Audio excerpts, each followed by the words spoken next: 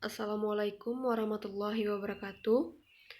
Perkenalkan, saya Lydia Yuningsih dengan NIM 18230024. Baiklah, di sini saya akan mempresentasikan hasil mereview artikel internasional saya dengan judul Perusahaan mana yang lebih memilih utang syariah, analisis dan bukti dari perusahaan penerbit sukuk dan obligasi global. Yang pertama, pembahasan teori. Sukuk, alternatif utang syariah untuk obligasi, telah berada di pasar keuangan global selama hampir 2 dekade sejak pertama kali diluncurkan di Malaysia. Sukuk awalnya muncul sebagai tanggapan atas permintaan investor muslim untuk aset keuangan yang sesuai dengan ajaran Islam, seperti larangan bunga, dukungan aset klaim keuangan, dan menghindari investasi di sektor terlarang. Menurut laporan keuangan Islam Internasional tahun 2019, sukuk tersedia secara global di 29 negara dengan nilai luar biasa 492,74 miliar US dollar pada tahun 2018 dan tingkat pertumbuhan rata-rata 25,0% sejak tahun 2001. Ukuran pasar sukuk terdiri dari sekitar 28,5% dari total utang pasar negara-negara ini pada tahun 2016. Namun permintaan juga tumbuh di negara-negara non-muslim seperti Inggris, Amerika Serikat, Singapura, Hong Kong, Luxembourg, Afrika Selatan, dan lainnya.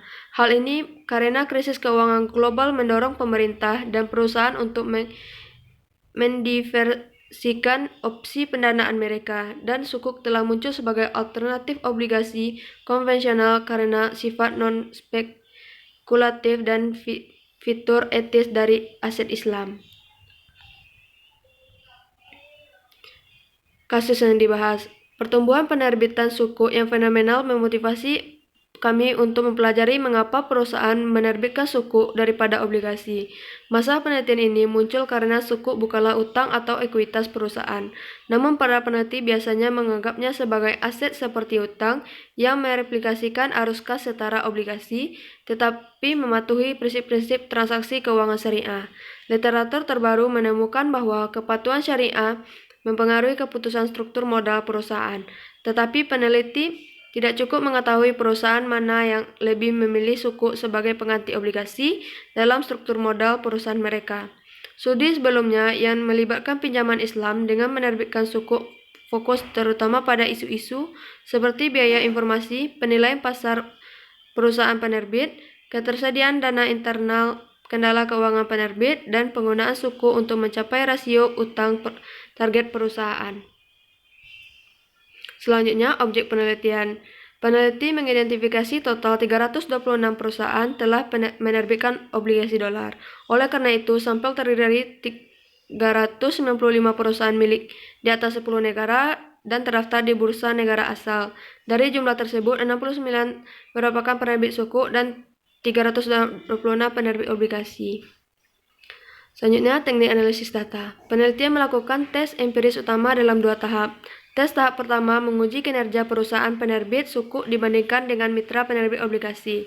Mereka berdasarkan estimasi regresi metode Generalization Method of Moment yang menentukan arah dan tingkat signifikasi koefisien korelasi parsial antara kinerja perusahaan dan identitas perusahaan sebagai pengguna utang syariah.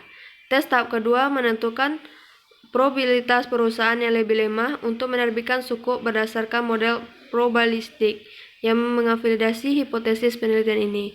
Akhirnya kami memeriksa dengan kuat apakah perusahaan penerbit sukuk sebagai perusahaan yang lebih lemah memiliki risiko kebangkrutan yang lebih tinggi daripada perusahaan penerbit obligasi berdasarkan sistem GMM.